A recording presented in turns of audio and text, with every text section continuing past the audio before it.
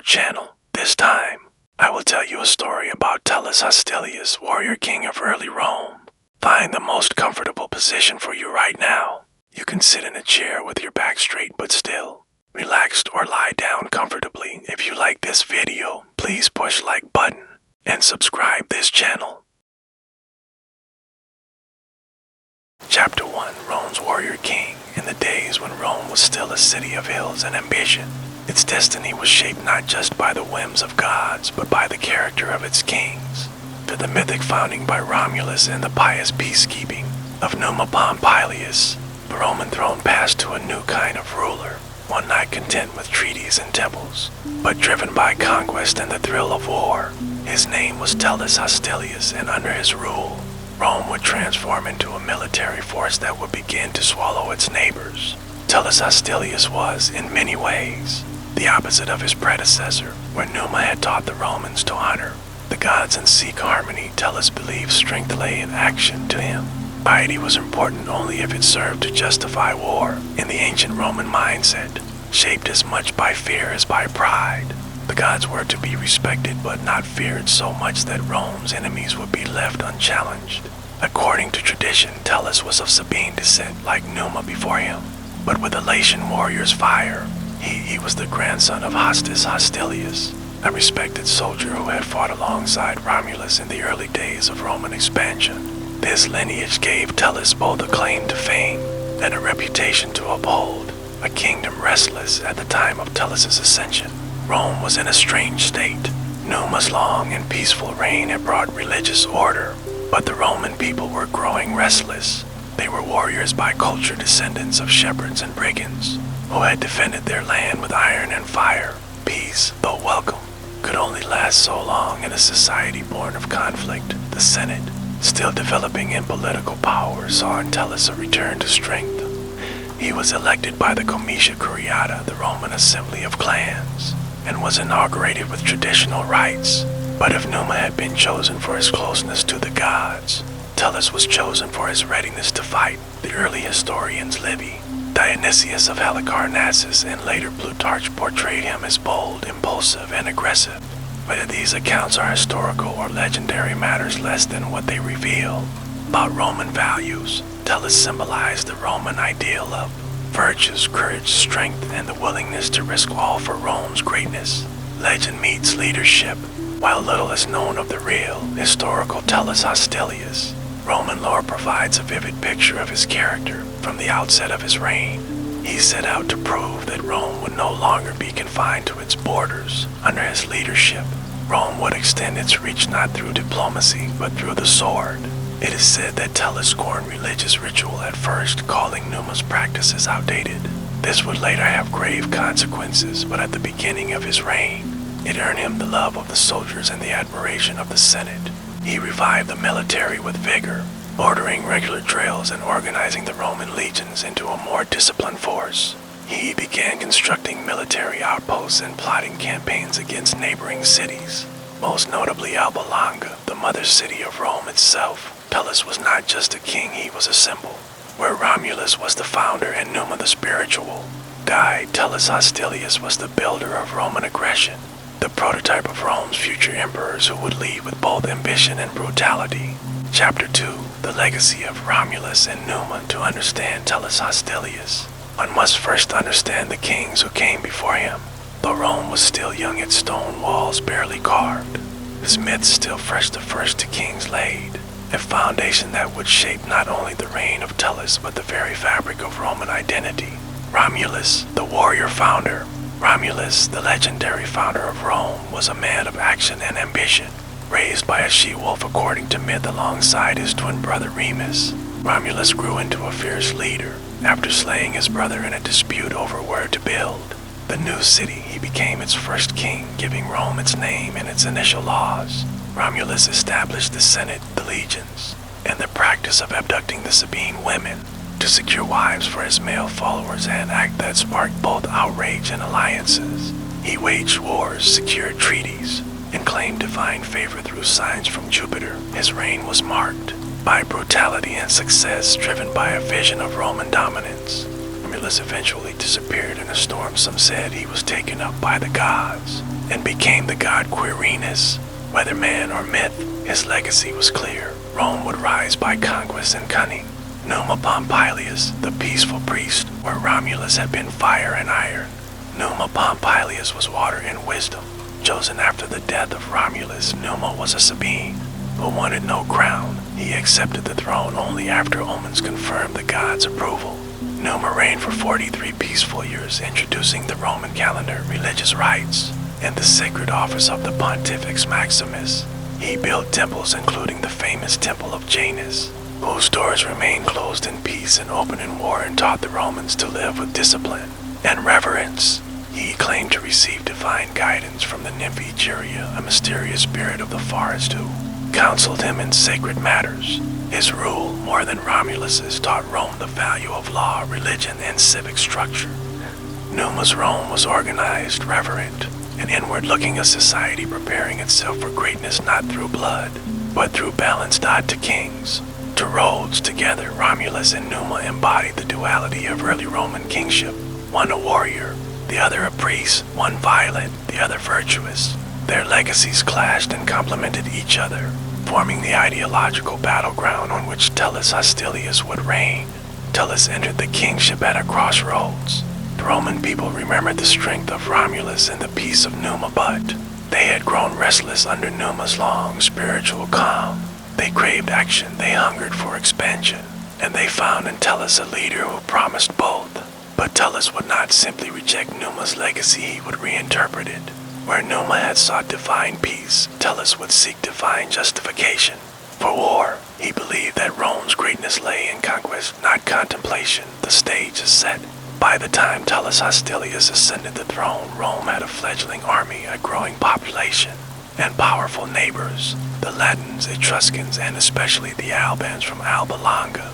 Rome's ancestral city were all potential enemies, or allies. The question was not whether Rome would go to war, but when. In Tullus's mind, peace was only a tool for regrouping between campaigns. His reign would not be a continuation of Numa's quiet spirituality, but a return to Romulus's violent glory, a reboot of Rome's destiny as a conquering power. But destiny has its price, as Tullus would discover. To ignore the gods too long or to invoke them falsely could bring disaster. Chapter 3, Tullus Hostilius, the rise to power. Transition from Numa's peaceful reign to that of Tullus Hostilius marked a dramatic shift in Rome's identity. It was more than a change of ruler, it was a reawakening of Rome's primal instincts. With Romulus long gone and Numa's religious reforms firmly in place, the Roman people looked once again for a king of action. Tullus was exactly that and more. A warrior's lineage, Tullus Hostilius was not born into the royal line, but he descended from one of Rome's earliest champions, Tullus Hostilius, fierce soldier who had fought alongside Romulus during the war with the Sabines. His grandfather's bravery in battle, particularly at the Roman citadel, earned the Hostili name great honor. This heritage gave Tullus political credibility and popular appeal. The Romans revered the idea of ancestral virtues, the strength and honor passed from father to son.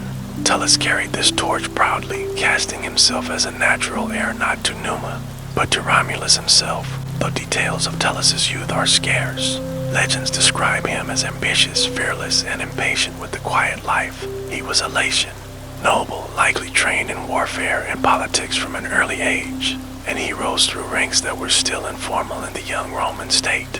What mattered most was not lineage, but valor, and Tullus had plenty of it. The election of a king.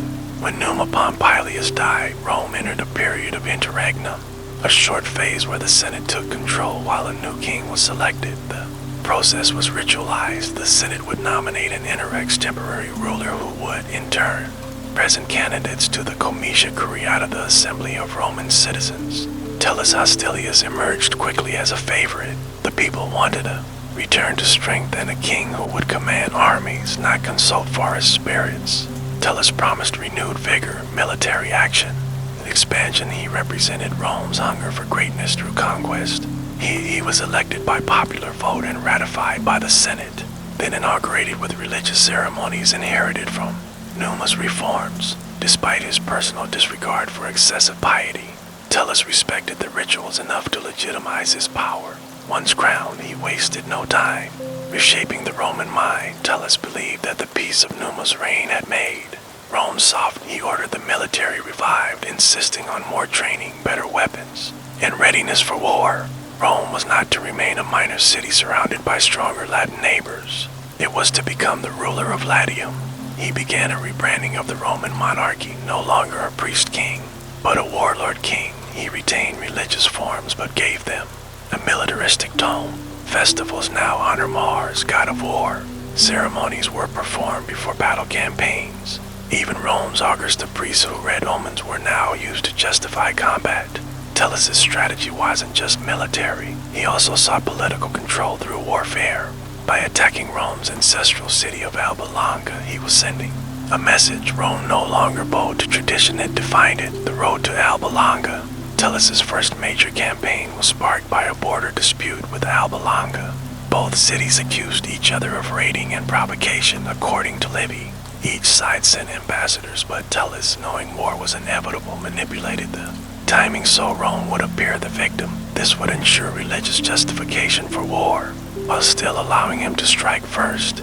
This calculated move shows the core of Tullus's strategy: military aggression masked in legality. He didn't seek random violence, he sought wars with purpose, designed to elevate Rome's power and territory. What followed was not an outright battle, but a legendary duel between champions, the Horatii and the Curiatii, a dramatic contest meant to decide the fate of two cities without mass bloodshed.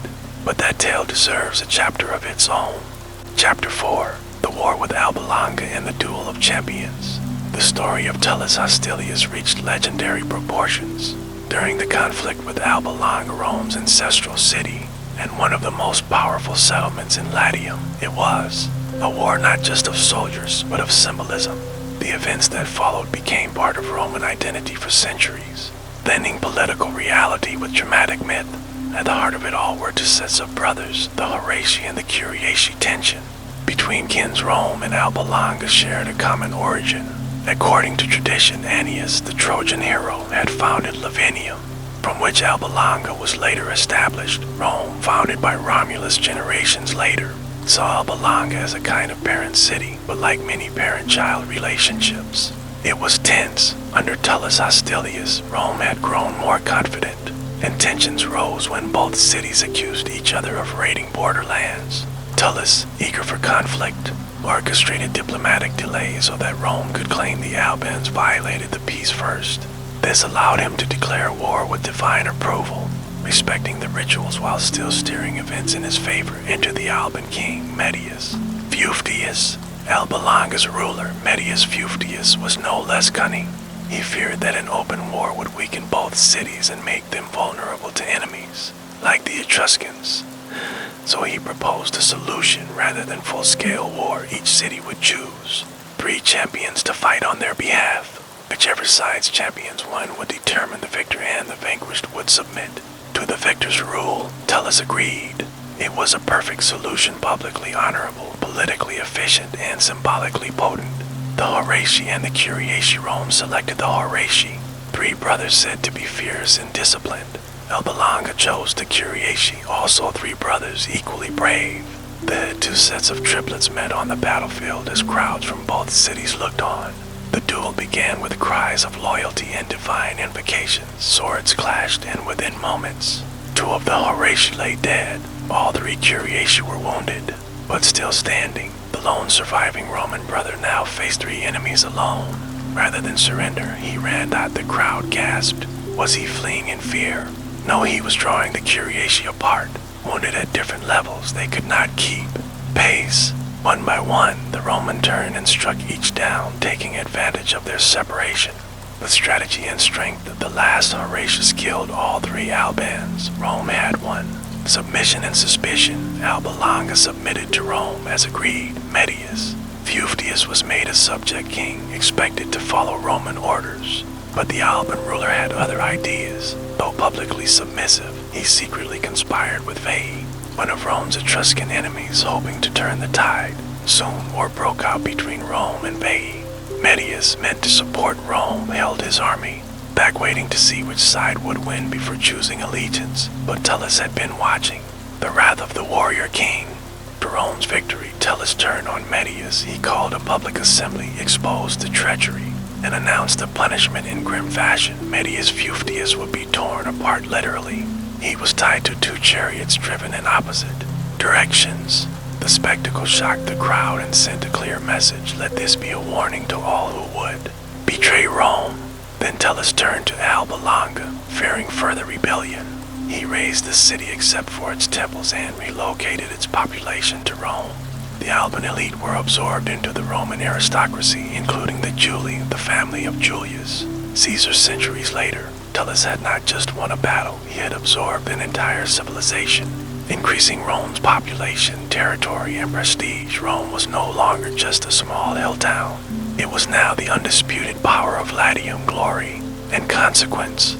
The victory cemented Tullus Hostilius' reputation. He had used bold tactics, theatrical justice, relentless ambition to reshape the political map, but there was a cost. Some said Tullus began to neglect the gods, proud of his own strength.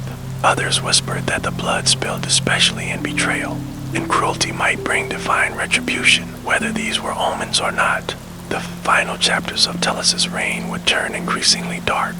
Chapter 5, Expansion and Infrastructure, from war to walls. With Alba Longa conquered and its people absorbed, Rome under Tullus Hostilius was no longer a fledgling city-state.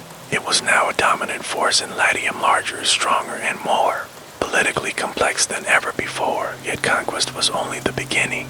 Tullus now faced a new challenge, turning victory into permanence. This meant building, organizing, and restructuring Rome not only to hold its growing population, but to project the power of its king. The absorption of Alba Longa. The incorporation of Alba Longa was more than symbolic, it was a logistical puzzle. Thousands of new citizens now needed homes, work, and a place in Roman society. Tullus approached this not with charity, but with cold strategy. He ordered the Alban nobility to settle on the Celian Hill, one of Rome's original 7 hills, which until then had been relatively underdeveloped. This transformed the Celian into a new political and residential hub. The Alban elite, including powerful families like the Julii, Servili, and Quinctii, were granted Roman citizenship and seats in the Senate. This decision created a new aristocratic class that was loyal to Tullus and grateful for their position. It also made the Senate larger and more diverse, helping Rome develop the political complexity it would need as it grew into a regional superpower. Military and urban development. Tullus Hostilius' reign is often remembered for war, but his urban and military reforms were equally transformative. He recognized that control was not maintained by conquest alone, it required infrastructure and intimidation. He commissioned new military barracks, especially for the expanded Roman legions, and improved fortifications along key roads and river crossings. Although details are sparse in historical records, some traditions credit Tullus with early efforts to regularize military training and recruitment standards. According to Livy, Tullus also rebuilt the Curia Hostilia Rome Senate house, naming it after himself.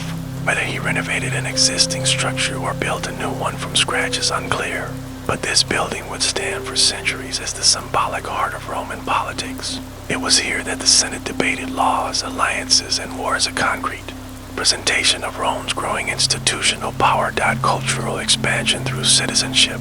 One of Tullus's most enduring contributions was his strategic use of citizenship. Rather than ruling conquered people solely through fear, he expanded the Roman identity to include them by granting the Albans citizenship and including them in the political and religious institutions of Rome. He created a new model, conquest through assimilation. This strategy would later become a hallmark of Roman imperial policy. For now, it allowed Tullus to expand his city without weakening it, turning former enemies into stakeholders in Roman success. It was also a shrewd way of increasing Rome's military manpower. Every new citizen was a potential soldier. Rome's army grew in size and, more importantly, in diversity of skill and experience. Tullus's Rome was no longer a city of farmers and shepherds, it was a city of warriors, artisans, and builders, a city transformed. By the midpoint of Tullus Hostilius' reign, Rome had become unrecognizable compared to the modest settlement ruled by Numa. population had more than doubled. The city's territory had expanded. Its politics had become more layered, its army more professional, its senate more powerful. Tullus himself had become more than a king, he was a nation builder. But beneath the surface of all this strength, there were signs of trouble. Some said that Tullus had grown arrogant, dismissive of the gods, and obsessed with his own legacy. He had mocked Numa's religious devotion, relying instead on fortune and might. And though the gods had remained silent for a time, omens of their displeasure began to appear. Storms, plagues, lightning strikes, whether real or invented by later historians. These signs would soon bring Tullus's attention back to the heavens, too late, perhaps, to change what was coming. Chapter 6, the conflict with Fidenae and Veii. The Alba Longa destroyed and its people folded into Roman society. Tullus Hostilius had proven that war could serve as a tool not just for domination, but for growth. Yet in Latium and beyond Rome's rise stirred concern and envy. Neighboring cities were watching carefully, some prepared to ally, but others prepared to strike. Among these were two powerful Etruscan cities, Fidenae and Veii. Trouble on the northern frontier. Fidenae, located just north of the Tiber River, had long been a contested city between Latins and Etruscans. Though it was once considered a Roman ally, its leaders feared that Rome's absorption of Alba Longa might one day extend to their own gates. So Fidenae rebelled. They weren't alone. Veii, one of the richest and most militarized cities of Etruria, saw in Fidenae's rebellion a chance to check Roman expansion. The Veientes had a long history of tension with Rome, dating back to Romulus. Now, with Rome distracted by its own internal growth, Veii and Fidenae formed a military alliance and began raiding Roman territory. Tullus was not caught off guard. He had anticipated resistance. What followed was a brutal campaign, the Roman counteroffensive. Tullus responded with characteristic aggression. He raised a large army, including newly recruited soldiers from the former Alban population, and marched north. His strategy was to divide and conquer, breaking the alliance before it could mature into a larger Etruscan coalition. The details of the battles remain unclear in ancient sources, but Livy and Dionysius of Halicarnassus describe them as pitched and costly. Veii was known for its fortified city and elite warriors, while Fidenae had the advantage of proximity to Roman territory, which allowed for frequent raids and ambushes. Tullus pursued a direct assault strategy rather than siege warfare, which could take months. He preferred open field battles where Roman discipline could outmaneuver the Etruscan style of combat, which was often looser and reliant on individual heroics. After several skirmishes and at least one major confrontation, Rome claimed victory. Fidenae was defeated and recolonized, with Romans and loyal Latins installed to keep order. Veii, though not fully conquered, was forced into a peace treaty, which would last for decades until the famous war with Camillus a century later. A king at his zenith, Tullus Hostilius was now at the peak of his power. He had doubled Rome's territory, crushed major cities, and integrated entire populations into Roman life. His name was feared, and his methods, violent but effective, were respected even by his enemies. Rome, once seen as a minor hill town among Latin and Etruscan powers, now stood as a military hegemon in central Italy. Yet it was precisely at this moment of triumph that something shifted. Despite his victories, Rome began to suffer strange afflictions. Unusual weather patterns, crop failures, lightning strikes on temples, then a plague.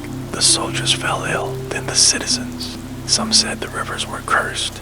Others whispered of divine anger because Tullus had forsaken the gods, bowed and returned to ritual. Tullus, who had always mocked the overly spiritual reign of Numa Pompilius, began to worry. His strength had been enough for war, but it seemed helpless against disease and divine silence. For the first time in his reign, Tullus turned to religion not for ceremony, but for salvation. He pored over Numa's ancient texts and tried to revive sacred rites he had long ignored. Among these was the sacrifice to Jupiter Ilicius, a complex ritual meant to summon the king of the gods for counsel, but Tullus, unfamiliar with the details, performed the rite incorrectly, and that, according to legend, sealed his fate. Chapter 7, Religion and the Wrath of the Gods. For most of his reign, Tullus Hostilius had worn his irreverence like armor. He was a king of the sword, not the sanctuary one who viewed religion as a tool, not a truth, where his predecessor Numa. Pompilius had ruled through piety and peace. Tullus had reshaped Rome through conquest and cruelty. But now the tide was turning. The plague that swept across Rome struck deeply and indiscriminately. Soldiers and senators alike fell ill. Crops withered. Livestock died. The streets of the city, once loud with drills and construction, grew quiet under the weight of dread. Some whispered that the gods were angry. Others murmured that the sins of the king had infected the kingdom. For the first time in his life, Tullus Hostilius began to fear something he could not fight, the return to the divine. Pressed by omens and desperation, Tullus did what he had long refused to do. He turned to Numa's ancient texts, preserved in the palace archives. These books were filled with rituals, prayers, and sacrificial formulas, elaborate codes for communicating with the gods of the Roman pantheon. Chief among these rites was the evocation of Jupiter Illusius, a rare and powerful ritual said to summon the god himself to speak. Revealed divine will through lightning or omens. Tullus, despite his martial prowess, was no priest. He studied the texts and ordered the rite performed not with humility, but with urgency. He hoped that by appeasing Jupiter, the plague would end and Rome would be restored. But something went terribly wrong. A ritual misperformed. According to Livy, Tullus misinterpreted the ceremony, performing it improperly or with insincerity. Rather than receiving a sign of peace, the skies cracked open with thunder. A lightning bolt struck the palace on Celian Hill. The structure caught fire or was consumed instantly, depending on the version of the legend, and Tullus Hostilius was killed by the wrath of Jupiter. It was a death as dramatic and symbolic as his life, a man who had conquered men but failed to respect the gods, destroyed by the very force he thought he could ignore. Some versions of the story suggest the event was natural, a lightning storm of fire, perhaps even an assassination, masked as divine punishment. But the legend, rattled for generations, insisted on one truth. Tullus Hostilius died because he forgot the gods, legacy of a cautionary tale. In Roman culture, kingship was a delicate balance of power and piety. Romulus had secured divine favor. Through signs, Numa had spoken with nymphs and founded priesthoods. Tullus had defied the sacred, and the sacred had responded to later Romans, especially under the Republic and Empire.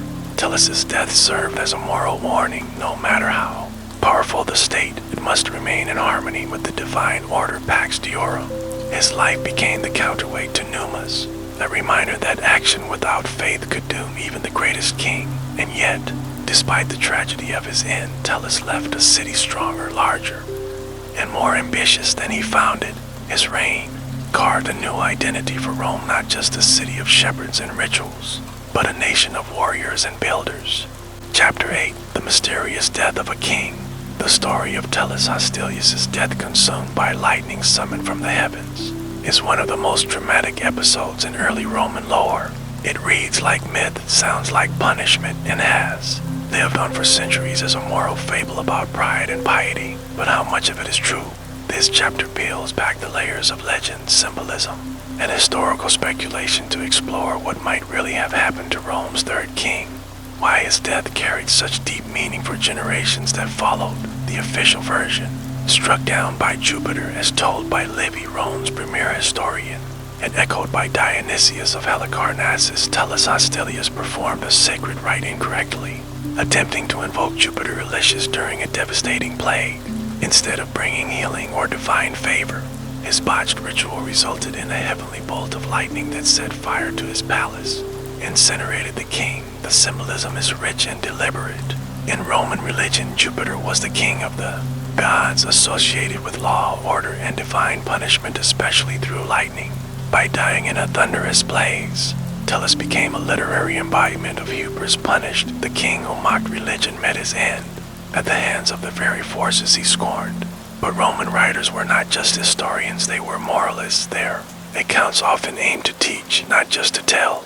So what else could explain Tullus's sudden and fiery demise? Alternate possibility, natural disaster. Central Italy is no stranger to violent weather. Thunderstorms, lightning strikes, and even minor earthquakes are not uncommon. Could the palace have been struck during a storm and the story mythologized over time? It's entirely possible. The Celian Hill, where Tullus was said to have lived, was an elevated and exposed part of Rome, a natural lightning target if the king was indeed killed in a fire sparked by a storm. The hail of divine punishment may have grown as a way to explain the tragedy and fit it into a religious political framework. To the Roman mindset, especially in early times, there were no coincidences. Every event was an omened political intrigue. Was it assassination? Some modern scholars have proposed a more cynical theory. Tullus Hostilius was murdered. His aggressive reign may have alienated factions within the Senate, especially religious conservatives who felt he had gone too far in dismissing tradition. The plague may have weakened his support among the people. If an internal conspiracy led to his death, perhaps even through arson, then framing it as a divine punishment would serve the killers well, sparing them suspicion and restoring religious authority. There's no direct evidence for this theory, but Rome's later history was filled with political assassinations masked by ritual and myth. Tullus's violent and highly symbolic death would not be the last of its kind. Death is narrative, regardless of the literal cause. The myth of Tullus's death endured because it served a larger purpose. His reign was defined by excess, war, ambition, brutality, neglect of the gods. His death, then, was crafted as cosmic balance, a theatrical moment that restored the moral universe of Roman storytelling. To the Romans, history wasn't just about recording facts, it was about shaping identity. And Tullus's death told a story they needed to hear. Even the strongest king is nothing without the favor of the gods.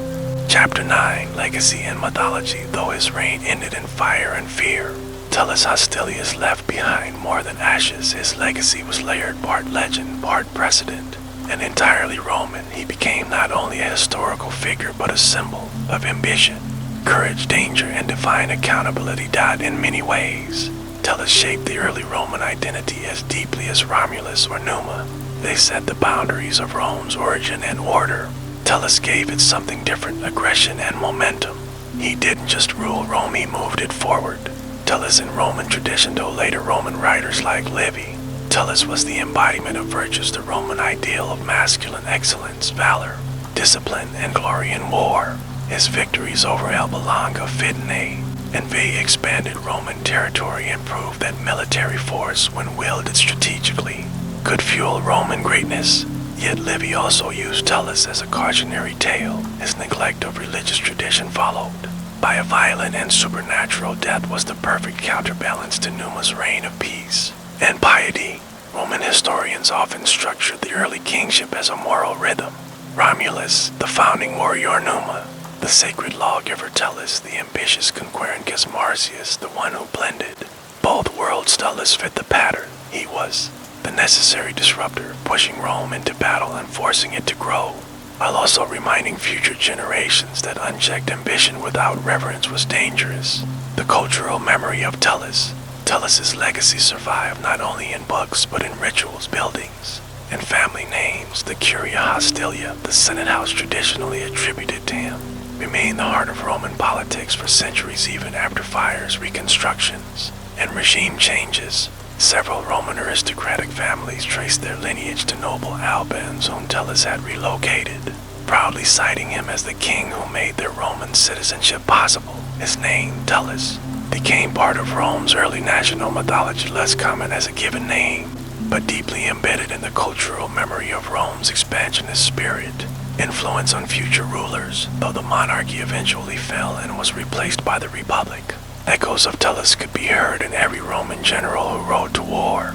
His model of leadership, decisive, bold, unapologetic, became a prototype, especially for figures like Camillus, who would later destroy Veii and be called the second founder of Rome, Sulla, and Julius Caesar, who balanced military conquest with political transformationistas, who understood the importance of appearing pious while ruling with iron ebon.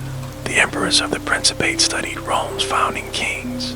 To them, Tullus represented a past to be honored and learned from, even as his death served as a reminder to maintain the gods' favor. Legend not forgotten today. Historians debate how much of Tullus Hostilius was real and how much was legend, shaped by Roman values. Did he really die in a lightning storm? Did the Horatii and Curiatii ever exist? Did he truly rebuild the Curia? We may never know for certain, But in many ways, the truth of Tullus lies not in fact, but in function. He was the necessary king, not a founder, not a priest, but a warrior who made Rome stronger, then paid for his neglect of the sacred order his story gave structure to. Rome's moral history and helped justify the republic that would follow. Chapter 10, Rome after Tullus, Ancus Marcius, and the road to the republic. But the death of Tullus Hostilius, Rome stood at a turning point. The warrior king's legacy had expanded the city's borders, increased its population, and pushed its military power further than ever before.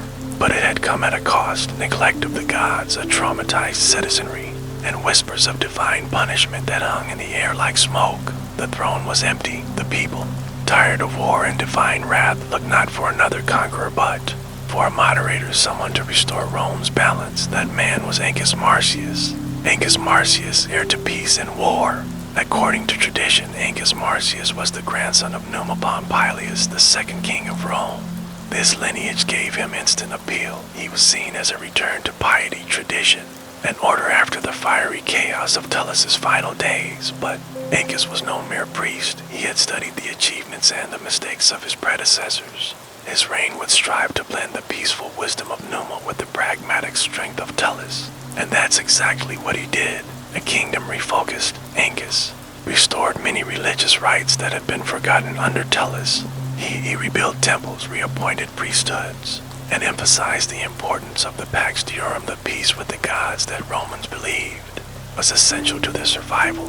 But he also waged war. When Latin cities challenged Rome, Ancus responded not with patience, but with force, conquering them and relocating their citizens to Rome in the same fashion as Tullus had done with the Albans. Under Ancus, Rome built its first prison, the Tullianum, its first bridge across the Tiber, the Pons Sublicius, expanded its reach to Ostia, founding Rome's first port city and access to the sea.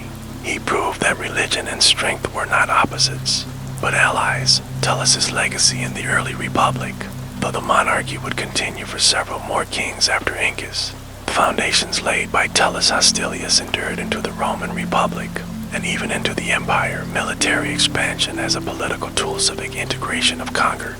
Pia blesses religious imagery to justify political acts, a cautionary respect for the gods, alongside ambitious rule when the monarchy finally fell with the expulsion of Tarquin the Proud. In 509 BCE, the early kings, especially Romulus, Numa, and Tullus, were remembered as moral templates. Each offered a vision of how to lead and how not to. Tullus was the model of action without moderation, courage without humility. Yet his imprint on Roman culture, its militarism, its structure, its drive for greatness was permanent. From legend to legacy, Tullus Hostilius never founded Rome. He didn't codify its laws or claim divine visions. But what he did was just as crucial. He proved that Rome could grow not just in strength, but in scope. That a city of shepherds could become a state of soldiers. That conquest, guided or restrained by tradition, could be the engine of greatness. And in his fiery end, he gave the Romans a powerful reminder that strength must serve something higher or fall to it. Epilogue, the king of expansion. Tullus Hostilius remains one of the most enigmatic figures in early Roman history. A warrior, builder, risk-taker, and ultimately a victim of his own ambition. He represented the best and worst of early Rome. And though he ruled in legend more than in verifiable fact, his story is etched into the DNA of Rome's eternal narrative. In peace, remember Numa. In battle, remember Tullus. And in all things, remember the gods.